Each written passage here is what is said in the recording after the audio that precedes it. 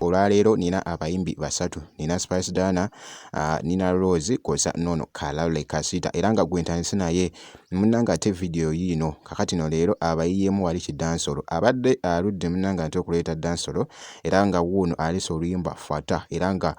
video yo yafulumye dda osobola ogiceekingako ate wali wonna ku YouTube ye mwana muwala Kalole Kasita bwekiti wekitambudde naye nga jjukira nti no nkutte wali ate wali ku Spice Diana munnanga engeri gyatuyiyemuko wali ka vibe wali wonna n'obuyimba bwe munnanga ate munnange obuwooma nga ate ka sweet munnange gwe alaba Gemini Yugi naye nga jjukira nti no ngenda sooka ate nkuwe ku Spice Diana ate nkomewo munnanga ate ne Nina Rose wali wonna omukwano gwo guwooma ng'essaali kyakuronira banjiwe n'omusaayi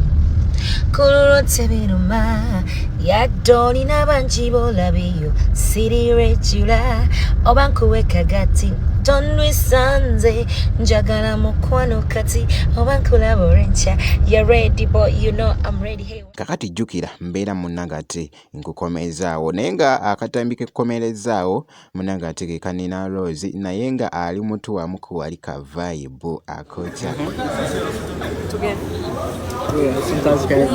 wanji ng'amasogo gampita pita bya kyejo siswala wanji newemba n'ebyokukola bireka wontuuke oba here. What is the gun on property any notice?